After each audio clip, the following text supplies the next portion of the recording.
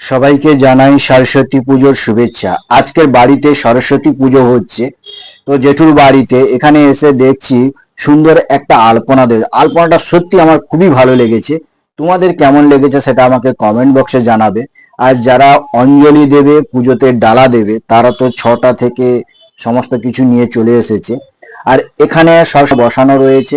যেহেতু বিদ্যার দেবী সরস্বতী, তাই যারা পড়াশোনা করে ছাত্রছাত্রীরা, তারা কিন্তু বই খাতা ব্যাগ সরস্বতী মায়ের পায়ের কাছে রেখে দিয়েছে।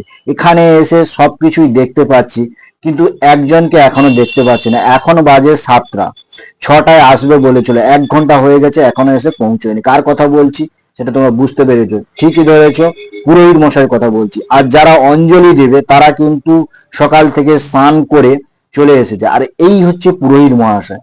তো পুরোহিত মহাশয়কে জিজ্ঞাসা করলাম যে আপনার আসতে এত দেরি হলো কেন? বলছে ভোরের দিকে ঘুমটা লেগে গেছে, তাই উঠতে একটু দেরি হয়ে গেছে। তো যাই হোক, এখানে বেলপাতা, ফুল, পুজোর যা কিছু উপকরণ সবকিছু কিন্তু এখানে রাখা রয়েছে। আর এখানে দেখো সুন্দরভাবে কিন্তু আগে থেকে সাজানো রয়েছে। তো এই পুরোহিত মহাশয় আগের দিন সন্ধ্যায় এসে এখানে কিন্তু সাজিয়ে দিয়ে গেছে। বলছিল সকালে কয়েকটা পুজো আছে, তো তোমাদের প্রথম পুজো হবে, তাই তোমাদের আগে থেকে আমি সাজিয়ে দিয়ে যাচ্ছি। সকালে আসবো, ঘটোত্তোলন করব, তারপরে পুজো করব। তো যাই হোক, এবার আমরা পুজো শুরু করব। প্রথমে আমরা ঘটোত্তোলনের জন্য পুকুর ঘাটে যাব। ওখানে গঙ্গা পূজা হবে। ওখানে গঙ্গা পূজার জন্য যা কিছু নেওয়ার আমরা সবকিছুই নিয়ে নিয়েছি। তো এখন হচ্ছে হোম। তো হোম শুরু হয়ে গেছে, কিন্তু আমি তোমাদেরকে গঙ্গা পুজো আর পুষ্পাঞ্জলি দুটো দেখাতে পারিনি। গঙ্গা পুজোটা দেখাতে পারিনি এই কারণে, ওখানে যে গঙ্গা পূজা হয়েছিল ওখানে যা কিছু লাগে তো সবকিছু আমার হাতে ধরা ছিল। আমি একটা একটা করে পুরোহিত মহাশয়কে ধরিয়ে দিয়েছিলাম, তাই ওখানে ক্যামেরা করতে আমি পারিনি, তাই তোমাদেরকে দেখাতেও পারিনি। আর পুষ্পাঞ্জলিটাও আমি তোমাদেরকে দেখাতে পারিনি এই কারণে, আমি নিজেই পুষ্পাঞ্জলি দিয়েছিলাম। আর পুষ্পাঞ্জলি এখানে কিন্তু অনেকেই দিয়েছিল, ছোট থেকে বড় অনেকেই দিয়েছিল। কত ফুল বেলপাতা ঠাকুরের পায়ের কাছে পড়ে আছে দেখো। কারণ যারা অঞ্জলি দিয়েছিল, অঞ্জলির শেষে প্রণাম করে হাতে যে বেল পাতা ফুল ছিল সেগুলি ওখানে রেখে দিয়েছে। আর এখানে পুরোহিত কিন্তু সুন্দরভাবে একটা হোমও শুরু করে দিয়েছে। তবে হোমটা করতে একটু সময় লাগবে, কারণ এই কারণে এখানে অনেক আম কাঠ রয়েছে, সঙ্গে রয়েছে 108টা বেল পাতা। তো এটা করতে একটু সময় লাগবে। তো যাই হোক, আমি একটা জিনিস লক্ষ্য করলাম, এখানে পুজো যে হচ্ছে, অঞ্জলিটা যা শেষ হয়ে গেছে, অনেকেই কিন্তু চলে গেছে। তো অঞ্জলি কিন্তু শেষ হয়ে গেলে পুজো কিন্তু শেষ হয়নি, এখন হচ্ছে হোম, এরপরে আবার পুজো হবে। তো যারা চলে গেছে তারা কিন্তু অ্যাকচুয়ালি এই অঞ্জলির জন্য অপেক্ষা করেছিল। তারা জানে যে যেখানে যাই না কেন আমাকে অঞ্জলিটা আগে দিতে হবে, তাই অঞ্জলির জন্য অপেক্ষা করে, যা অঞ্জলি শেষ হয়ে গেছে তারা চলে গেছে। তো কেউ হয়তো কলেজে যাবে, কেউ স্কুলে যাবে, এছাড়াও অনেক জায়গায় হচ্ছে বড় বড় ক্লাবেও পুজো হচ্ছে, সেগুলো হয়তো দেখবে।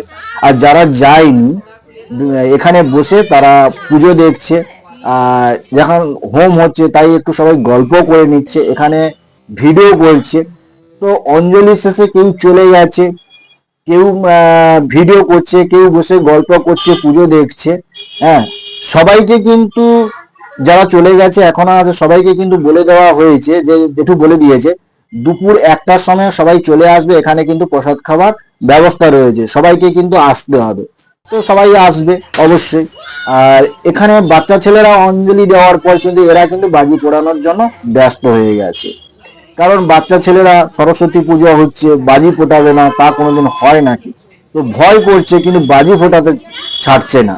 তো যাই হোক, আর এখানে হোমটাও কমপ্লিট হয়ে গেছে। আর এখন পুরোহিত মহাশয় টিকা তৈরি করছে, কারণ যারা প্রণাম করবে তাদেরকে হচ্ছে কপালে টিকা দেবে, তাই টিকা তৈরি করছে। তো এরপরে আবার পুজো হবে। আর যেহেতু জেঠু সবাইকে বলে দিয়েছে দুপুরে প্রসাদ খাবার নিয়ম, কি প্রসাদ হচ্ছে, কি আয়োজন আছে, ওটা আমি তোমাদেরকে দেখাবো।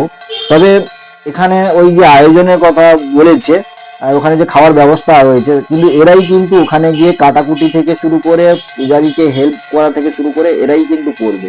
তো পুজো না শেষ হলে এরা যেতে পারছে না। তো পুজো শেষ করা পর্যন্ত এদেরকে অপেক্ষা করতে হবে। তারপরে ওখানে গিয়ে আহ পূজারীকে হেল্প করবে বা কাটাকুটি যা কিছু করা ওখানে সমস্ত কিছু করবে। তো এখন চলে এসেছি আমি রান্নাঘরে।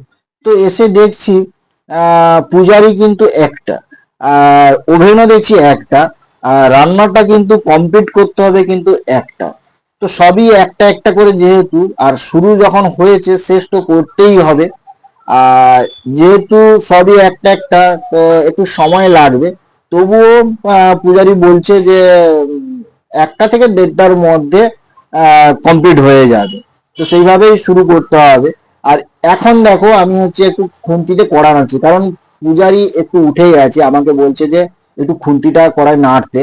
আর আমি তাই জন্য এটা করছি, সঙ্গে আমি নিজের রান্না করার ভিডিওটাও তৈরি করে নিচ্ছি। আর ওদিকে দেখো জেঠু বারবার এসে বলছে কিরে কত দূর।